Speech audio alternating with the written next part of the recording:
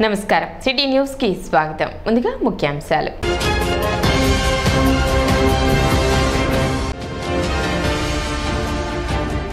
ఈ నెల 30వ తేదీ తెనాలిలో జరిగే టీడీపీ జాతీయ అధ్యక్షులు నారా చంద్రబాబు నాయుడు పర్యటన ఏర్పాట్లను పరిశీలించిన కూటమి అభ్యర్థి నాదెండ్ల మనోహర్ మాజీ మంత్రి ఆలపాటి రాజేంద్ర ప్రసాద్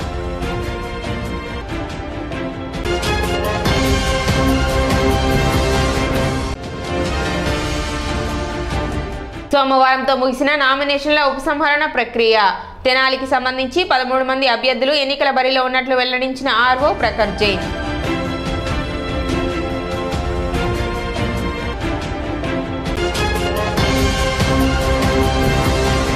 తెనాలిలో ఈ నెల 30వ తేదీన జరిగే టీడీపీ జాతీయ అధ్యక్షులు నారా చంద్రబాబు నాయుడు పర్యటనను విజయవంతం చేయాలని మాజీ మంత్రి టీడీపీ సీనియర్ నాయకులు ఆలపాటి రాజేంద్ర ప్రసాద్ తెలిపారు. చంద్రబాబు నాయుడు పర్యటనపై సోమవారం పట్టణ టీడీపీ కార్యాలయంలో నాయకులతో ఆలపాటి సమావేశం నిర్వహించారు. ఎన్నికల ప్రచారంలో భాగంగా కూటమి అభ్యర్థుల గెలుపు కొరకు చేపట్టిన ఈ పర్యటనను 3 పార్టీల నాయకులు కార్యకర్తలు పాల్గొని విజయవంతం చేయాలని ఆలపాటి పిలుపునిచ్చారు. చంద్రబాబు నాయుడు హెలికాప్టర్ ద్వారా సాయంత్రం 5 గంటలకు తెనాలి చేరుకుంటారని అక్కడి నుండి ర్యాలీగా మార్కెట్ సెంటర్లోని పురవేదిక వద్దకు వచ్చి బహిరంగ సభలో పాల్గొంటారని చెప్పారు. ప్రజాకాలంలో భాగంగా మే 13న జరగబోయే పార్లమెంటు అసెంబ్లీ ఎన్నికల సందర్భంగా జాతీయ తెలుగుదేశం పార్టీ అధ్యక్షుడు శ్రీ నారా చంద్రబాబు నాయుడు గారు గుంటూరు పార్లమెంట్ అభ్యర్థిగా పోటీ చేస్తున్నటువంటి పెమ్మసాని చంద్రశేఖర్ గారి గెలుపు కోసం అదేవిధంగా కూటమి అభ్యర్థి అయినటువంటి జనసేన నాయకులు జనసేన అభ్యర్థి అయినటువంటి శ్రీ నాదెండ్ల మనోహర్ గారి గెలిపించమని చెప్పి ప్రతి ఒక్కరి యొక్క సహకారం సహాయం ఆశీస్సులు తెలుగుదేశం పార్టీకి అవసరమని ఈ సమాజాన్ని రక్షించాలన్నా అపహాస్యానికి గురవుతున్నట్టు ఈ తెలుగు జాతిని గౌరవించబడాలన్నా ఈ ఎన్నికల్లో కూటమి అభ్యర్థుల్ని గెలిపించుకోవాల్సిన బాధ్యత నాయకత్వం మీద ఉంది అని చెప్పి చెప్పడానికి రేపటి సాయంత్రం మార్కెట్ సెంటర్లో జరగబోయే బహిరంగ సభలో వేలాది మంది పాల్గొని జయప్రదం చేయమని చెప్పి అనంతరం కూటమి అభ్యర్థి నాదెండ్ల మనోహర్తో కలిసి చంద్రబాబు నాయుడు పర్యటన ఏర్పాట్లను పరిశీలించారు. సుల్తానాబాద్లోని హెలీప్యాడ్ మరియు మార్కెట్ సెంటర్లో జరిగే భారీ బహిరంగ సభ ఏర్పాట్లు ఇరువురు కలిసి పరిశీలించారు.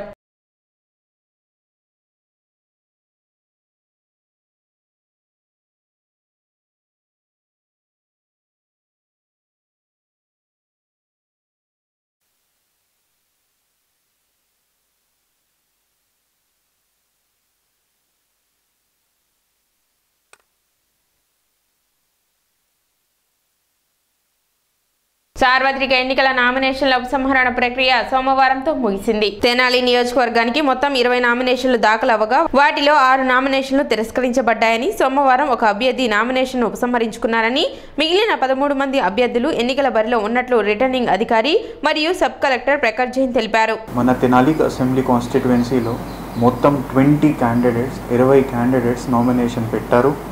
20 క్యాండిడేట్స్ నుంచి మేము 6 నామినేషన్స్ రిజెక్ట్ చేసాము. ఈ రిజెక్షన్ 26th ఏప్రిల్కి జరిగింది. తర్వాత ఈరోజు 3 PM వరకు విత్డ్రావల్ కోసం డెడ్ లైన్ ఉంది. ఈ డెడ్ లైన్ లోపల ఒకటే క్యాండిడేట్ మాత్రమే విత్డ్రావల్ కోసం పెట్టారు అప్లికేషన్. అందుకనే ఇప్పుడు తెనాలి కాన్స్టిట్యుయెన్సీలో మొత్తం 13 క్యాండిడేట్స్ కంటెస్ట్ చేస్తున్నారు. తర్వాత ఇంకొకటి నోటా ఆప్షన్ లాగా కూడా ఉంది. సో మొత్తం 14 ఆప్షన్స్ మన తెనాలి కాన్స్టిట్యుయెన్సీస్ ఓటర్స్ దగ్గరే ఉన్నాయి ఓటింగ్ కోసం. ఈ ఓటింగ్ 13th మే మనం ఓట్ వేయడానికి మీరు అందరూ. వేమూరు నియోజకవర్గం కొల్లూరు మండలంలో మాజీ మంత్రి పొలిట్ బ్యూరో సభ్యులు వేమూరు నియోజకవర్గ కూటమి బలపరిచిన అభ్యర్థి నక్క ఆనంద్ బాబు ఎన్నికల ప్రచారం నిర్వహించారు. భారీ జనసందోహం మధ్య కొల్లూరు మండలం రావికంపాడు తాడిగిరిపాడు గ్రామాలలో ప్రచారం నిర్వహించారు. అడుగడుగున జనం నీరాజనాలు మహిళామణులు హారతులతో స్వాగతం పలికారు. మే 13వ తేదీన జరిగే ఎన్నికలలో సైకిల్ గుర్తుపై ఓటు వేసి నన్ను అఖండ విజయం చేకూర్చాలని కోరారు. ఈ కార్యక్రమంలో వేమూరు మండలం తెలుగుదేశం జనసేన పార్టీ నాయకులు కార్యకర్తలు అధిక సంఖ్యలో పాల్గొన్నారు. ఈ గ్రామానికి ₹1 కోటి నిధులు తెచ్చానంటే రాష్ట్రంలో ఎంత అభివృద్ధి జరిగింది, ఈ గ్రామం ఏ విధంగా వెనకపోయిందో అదే విధంగా రాష్ట్రం అంతా వెనకపోయిందని చెప్తా ఉన్నా మీకు. అందుకు చెప్పే ఉదాహరణ తాడిగిరిపాడు లిఫ్ట్ ఇరిగేషన్ స్కీము 1100 ఎకరాలు పెనమర్రు, తాడిగిరిపాడు, అబ్బనగూడవల్లి, కోడిపర్రు గ్రామాలకు సంబంధించిన లిఫ్ట్ ఇరిగేషన్ అనేది ఒక కళ. అదొక కళ, అది ఒక కళ. ఆ కళ నెరవేర్చాలని నేను దాదాపు ₹12 కోట్ల సప్లాన్ నిధులు తీసుకొచ్చి తాడిగిరిపాడు లిఫ్ట్ శంకుస్థాపన చేసి టెండర్స్ పిలిచి వర్క్ మొదలు పెడితే వేసిన పైపులు కూడా పీక్కుపోయారు వెధవలు. మళ్ళా చేయగలమా, అది తేగలమా? అంత కమిట్మెంట్తో అభివృద్ధి చేసినటువంటి మమ్మల్ని మరి మాకు ఏ విధంగా ఓట్లు వచ్చినాయి ఒకసారి ఆలోచించండి అమ్మా. ఇప్పుడు మర్చిపోవద్దు, అభివృద్ధి కావాలి, ప్రజల సంక్షేమం కావాలి. సంక్షేమ కార్యక్రమాలు ఇప్పుడున్న వాటికి 4 రెట్లు అదనంగా ఇవ్వబోతా ఉన్నాం. వాటర్ స్కీమ్ మేమే తెచ్చాం, అక్కడ వంతెన నిర్మాణానికి శంకుస్థాపన చేశాం, ఒక వంతెన కట్టాం, రెండో దానికి శంకుస్థాపన నిధులు తెచ్చాం, మొత్తం మురగబెట్టారు. 27 పథకాలు దళితులకి సంబంధించి చంద్రబాబు నాయుడు గారి హయాంలో అమలైనటువంటి పథకాలన్నీ జగన్మోహన్ రెడ్డి రద్దు చేశాడు. నిన్న మేనిఫెస్టో ఇచ్చాడు, మనకేమన్నా ఉందా అందులో దళితులకి? ఆలోచించండి. చంద్రబాబు నాయుడు గారు ఉన్నప్పుడు అదనంగా 27 పథకాలు ఉన్నాయి. అదనంగా ఇచ్చిన డబ్బులతోటే సప్లాన్ నిధులు తీసుకొచ్చి ఈ గ్రామం బాగు చేశాం. లిఫ్ట్ ఇరిగేషన్ స్కీమ్ తెచ్చా, వాటర్ స్కీమ్ తెచ్చా, వంతెనలు కట్టా. చర్చికి 35 లక్షలు శాంక్షన్ ఇచ్చాం సార్, రద్దు. చర్చికి ఆ రోజున 35 లక్షలు శాంక్షన్ జీవో ఇచ్చా, అది రద్దు చేశారు. మరి వీళ్ళు ఏం చేశారు? గెలిచిన ఆయన వెళ్ళిపోయాడు, వచ్చిన ఆయన ఎవరు? ఇంకా మనుషులు మారకపోతే కష్టమమ్మా. దయచేసి ఆలోచన చేయండి, మీకోసం ఆలోచన చేయండి, మన గ్రామం గురించి ఆలోచన చేయండి. ఇప్పుడు ఉన్నటువంటి యువతరం భవిష్యత్తు, ఆ భవిష్యత్తు గురించి ఆలోచించే నాయకులు చంద్రబాబు నాయుడు గారు, పవన్ కళ్యాణ్ గారు. ఈ రోజు గురించి కాదు, రాబోయే రోజుల్లో ఏ విధంగా ఉండదు. ఈ రోజు ఎందుకు తీసుకురాలేకపోయారు? నేను అన్ని నిధులు తెచ్చా, 5 ఏళ్ల నుంచి ఎందుకు తేలేకపోయారు? చేతకాలేదా? మన డబ్బులు దారి మళ్ళించారా? ఏం చేశారని నేను అడుగుతున్నా. ఆలోచించమని విజ్ఞప్తి చేస్తున్నా మీకు. మే 2వ తేదీ తెనాలిలో తలపెట్టిన తెనాలి నియోజకవర్గ రజకుల ఆత్మీయ సమావేశాన్ని జయప్రదం చేయాలని ఎమ్మెల్సీ దువరపు రామారావు పిలుపునిచ్చారు. సోమవారం పట్టణ టీడీపీ కార్యాలయంలో ఏర్పాటు చేసిన విలేకరుల సమావేశంలో రామారావు పాల్గొని కార్యక్రమానికి సంబంధించిన కరపత్రాన్ని ఆవిష్కరించారు. ఈ సందర్భంగా ఆయన మాట్లాడుతూ ప్రభుత్వాలు ఇస్తున్న హామీలు, వాటి అమలుకు, రజకుల సమస్యల సాధనకై మే 2వ తేదీ కొత్తపేటలోని రాధాకృష్ణ కళ్యాణ మండపం నందు జరిగే ఈ ఆత్మీయ సమావేశాన్ని జయప్రదం చేయాలని రామారావు పిలుపునిచ్చారు. సమావేశంలో మునిపల్లి దుర్గా ప్రసాద్, శివరామమూర్తి, ఫణితపు దుర్గా, పెసర్లంక శ్రీను, సిహెచ్ విజయ్, శివరామమూర్తి, చుట్టూ వెంకటేశ్వరి తదితరులు పాల్గొన్నారు. రజకుల ఎస్సీ జాబితాలో చేర్చడానికి ఒక క్లియర్ స్టాండ్ తీసుకున్న పార్టీ తెలుగుదేశం పార్టీ. దానికి సంబంధించి అధ్యయన కమిటీ ఏర్పాటు చేయడం జరిగింది. 50 లక్షల రూపాయలు ఇవ్వడం కూడా జరిగింది. ఈ ప్రభుత్వం వచ్చిన తర్వాత ఆ ఎస్సీ జాబితాను పూర్తిగా పక్కన పెట్టేశారు. అనేక సంక్షేమ కార్యక్రమాలు రజకులకు సంబంధించి ఏ ఒక్క సంక్షేమ కార్యక్రమం కూడా అమలు చేసిన దాఖలాలు ఈ ప్రభుత్వంలో లేవు. వీటినన్నింటిని దృష్టిలో పెట్టుకొని చంద్రబాబు నాయుడు గారి దృష్టికి రజకులకు సంబంధించి అన్ని సమస్యలు కూడా తీసుకెళ్ళటం జరిగింది. మార్చి 5న మంగళగిరిలో ఏదైతే బీసీ డిక్లరేషన్ను రిలీజ్ చేయడం జరిగిందో అందులో రజకుల పరంగా ఉన్న అన్ని డిమాండ్స్ కూడా, అదేవిధంగా బీసీలకు సంబంధించి ప్రతి సామాజిక వర్గానికి సంబంధించి అన్ని డిమాండ్స్ కూడా మేనిఫెస్టోలో పెట్టడం జరిగింది. దానికి అన్ని బీసీ సామాజిక వర్గాలు కూడా ముఖ్యమంత్రి మన చంద్రబాబు నాయుడు గారికి రుణపడి ఉండాల్సిన అవసరం ఉంది. వైఎస్ఆర్ కాంగ్రెస్ పార్టీ పాలనలో ప్రజలకు మౌలిక సదుపాయాలు కల్పించకపోగా కనీసం శుభ్రత కూడా అందించకపోవడం విచారకరమని కూటమి తెనాలి ఎమ్మెల్యే అభ్యర్థి నాదెండ్ల మనోహర్ విమర్శించారు. కనీసం శుభ్రత కూడా అందించకపోవడం విచారకరమని కూటమి తెనాలి ఎమ్మెల్యే అభ్యర్థి నాదెండ్ల మనోహర్ విమర్శించారు. సుల్తానాబాద్లోని ఎన్నికల ప్రచారంలో ఆయన మాట్లాడారు. మనోహర్ సతీమణి డాక్టర్ నాదెండ్ల మనోహరం కోపల్లలో కుమారుడు నాదెండ్ల మితుల్ జగడగుంటపాలెంలో ఇంటింటికి వెళ్లి సంక్షేమ కరపత్రాలు పంపిణీ చేశారు.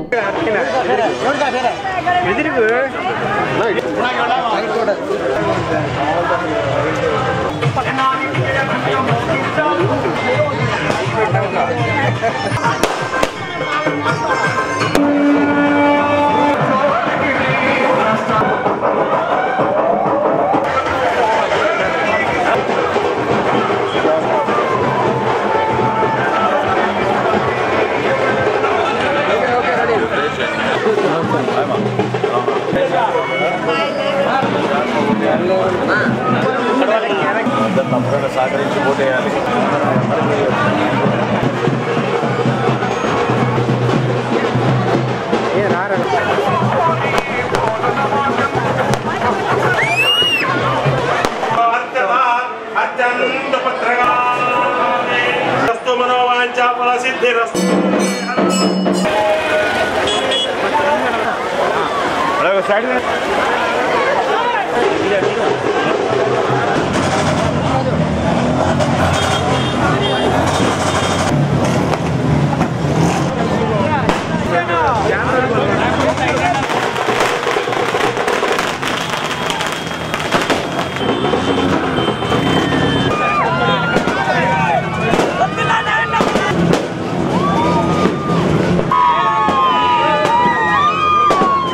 పెన్షన్ల గురించి పాపం సంవత్సరం నుంచి ఎదురు చూస్తున్నారు, అయినా కానీ స్పందించే నాదుడు లేరు. చిన్న చిన్న రోడ్లు, సిమెంట్ రోడ్ల గురించి అడగాలన్నా కూడా స్థానికంగా ప్రజాప్రతినిధులు ఎవరు కూడా అందుబాటులో లేరు. ఎవరికి చెప్పుకోవాలో అర్థం కాదు. అదేవిధంగా వాళ్ళు ఎదుర్కొన్న ప్రధానమైన సమస్య ఏంటంటే ఇక్కడ కనీసం శానిటేషన్ ఎవరు చేయడం లేదు. ఎక్కడ చూసినా కాలువలన్నీ కూడా పూడికిపోయినాయి. పూర్తి స్థాయిలో క్లీన్ చేయాల్సిన అవసరం ఎంత ఉన్నా కూడా పట్టించుకునే నాదుడు లేదు. వారం రోజులకు ఒకసారి, 10 రోజులకు ఒకసారి వస్తున్నారని చెప్పి వాళ్ళు కంప్లైంట్ చేస్తున్నారు. దోమలు విపరీతంగా ఉన్నాయి. తద్వారా వాళ్ళకి అందరికీ కూడా స్కిన్ అలర్జీస్, ఆరోగ్య సమస్యలు ఎక్కువగా ఉన్నాయనే బాధ వాళ్ళందరూ కూడా వ్యక్తపరిచారు. నాకు ఇంకో ఆశ్చర్యకరమైన విషయం ఏంటంటే మందు, చీప్ లిక్కర్ ఈ ప్రభుత్వం సంపాదించినంత డబ్బులు ఏ ప్రభుత్వం గతంలో చేయలేదు. ఇది కేవలం జగన్మోహన్ రెడ్డి గారి అవినీతి సొమ్ము మొత్తం పోగు చేసుకుని వెళ్ళడానికి కోసం ప్రజల్ని మభ్యపెట్టి వీళ్ళందరికీ కూడా మద్యపాన నిషేధం చేస్తా అని చెప్పి గతంలో ఎన్నికలు అడిగాడు. మద్యపాన నిషేధం నేను చేయకపోతే 2024లో ఓట్ల కోసం రానన్న వ్యక్తి ఏ విధంగా వీళ్ళందరూ ఆరోగ్య పాడు చేశారో ఒకసారి చూస్తే మీకు అర్థమవుతుంది. ప్రతి ఒక్కరికి పక్షవాతం, ఆందోళనకరమైన ఉంది వాళ్ళ ఆరోగ్య పరిస్థితి.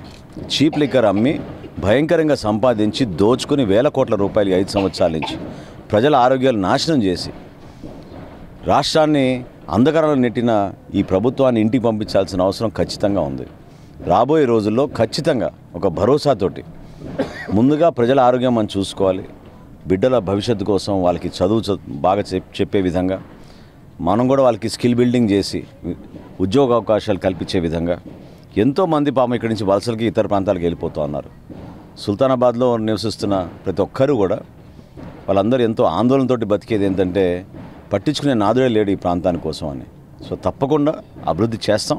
వేయాల్సిన రోడ్లు, మనం వాళ్ళకి అందుబాటులో తీసుకురావాల్సిన వైద్య సేవలు, అదేవిధంగా సంక్షేమం, రేషన్ కార్డుల విషయంలో కానివ్వండి, ఇళ్ల పట్టాల విషయంలో కానివ్వండి, ఆరోగ్య సమస్యలు లేకుండా చూడాల్సిన బాధ్యత. పక్కనే ప్రభుత్వ ఆసుపత్రి పెట్టుకుని కూడా వాళ్ళకి ఇంత ఇబ్బందికరమైన పరిస్థితి ఉందంటే ప్రధానమైన డ్రైన్ని కూడా మరమ్మత్తు చేయలేకపోతున్నారు, క్లీన్ చేయలేకపోతున్నారంటే అసలు నాకే ఆశ్చర్యం కలిగిస్తుంది. మన మున్సిపాలిటీలో ఉన్న సిబ్బంది, ఇక్కడున్న ప్రతినిధులు ఏం చేస్తున్నారో చాలా ఆశ్చర్యం కలిగిస్తోంది. పొన్నూరు నియోజకవర్గంలో సోమవారం మధ్యాహ్నం వైసీపీ అధ్యక్షుడు ముఖ్యమంత్రి వైఎస్ జగన్మోహన్ రెడ్డి ఎన్నికల ప్రచారం సభ జరగనున్న నేపథ్యంలో పోలీసులు తెనాలిలో అత్యుత్సాహం ప్రదర్శించారు. తెనాలి మార్కెట్ సెంటర్ సమీపంలోని రైల్వే ఓవర్ బ్రిడ్జ్ పై నుండి నారాకోడూరు వెళ్లే రహదారులలో వాహనాలు వెళ్లకుండా పోలీసులు బారికేడ్లు ఏర్పాటు చేశారు.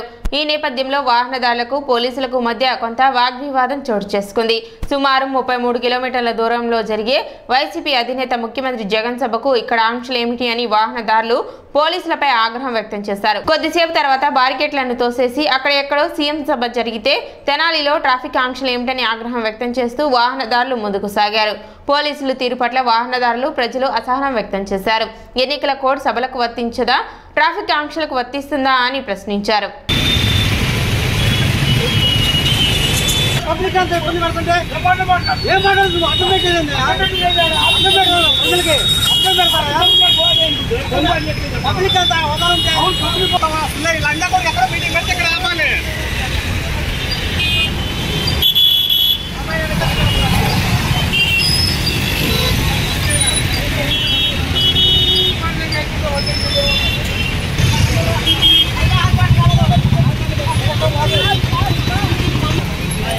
సీఎం ప్రోగ్రామ్ ఉందంట కదా పొన్నూరులో, ట్రాఫిక్ చల్లిట్లా.